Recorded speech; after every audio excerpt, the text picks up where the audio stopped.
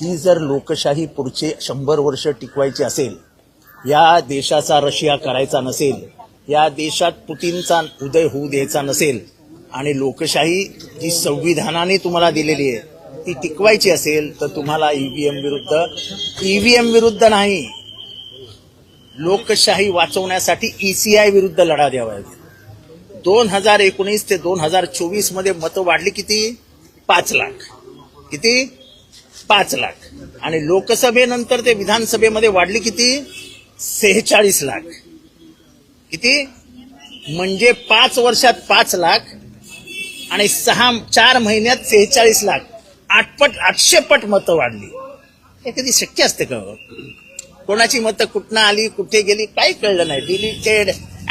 Deleted added, काही कोणाला objection घ्यायला मार्ग नाही, काय नाही.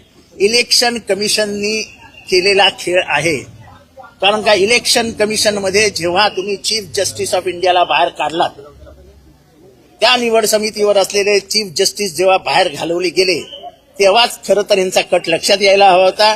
विरोधी पक्षांना समजायला दिरंगाई झाली. हा कट फार आधीपासून शिजला होता.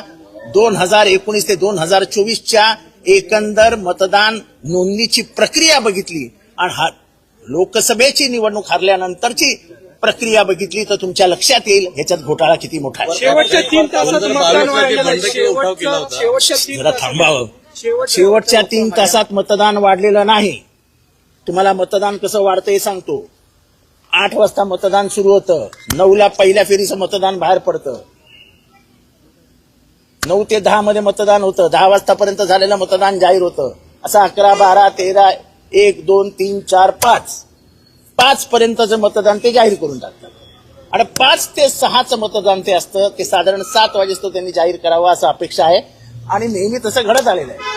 यावेळेस काय झालं, 1 अमुक टक्के मतदान झालं आणि 11:30 वाजता त्या 5च्या मतदानामध्ये 7.83चा इन्क्रीज झाला. किती? 7.83%. म्हणजे 76 लाख मतं वाढली. कशी वाढू शकतात?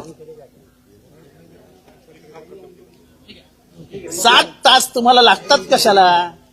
फक्त 5 ते 6 मध्ये किती मतदान झालं याची टक्केवारी मोजायची होती, तर तुम्हाला 5 ते 6 मध्ये झालेल्या 1 तासाची मतदानाची टक्केवारी सगळी गणितं मांडायला 7 तास लागले कशाला? पण काही निकाल धक्कादायक आहेत, किती तर शक्य नव्हतं की हे मी सांगितलं तुम्हाला.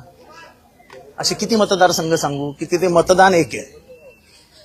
मी तुम्हाला कराड उत्तर आणि सत्यजित पाटणकर आणि बाळासाहेब पाटलांचं मतदान सांगितलं. 90,935, 90,935. ते अशक्य आहे. नाशिकमध्ये 6 मतदारसंघ असे आहेत, 1,38,000 एवढी मतं, 1,38,000 एवढी मतं, 1,38,000 हे मतं कॉमन आहेत. पूर्ण महाराष्ट्राची शीट घेऊन बसा, तुम्हाला सगळं लक्षात येईल. पुढच्या 8 दिवसात आम्ही सगळे घेऊन येणारच. सदाभाऊ खोत आणि पडळकरांनी रोहित पवारांना आव्हान दिलं की कुठल्याही क्षणी त्यांनी जाहीर करावं की ईव्हीएम मशीन हॅक होऊ शकतं. 101 रुपयाचं बक्षीस जाहीर केलं त्यांनी. थांबा, जरा वेळ थांबा ना. दूध का दूध, पाणी करायला आम्ही मोकळे आहोत ना.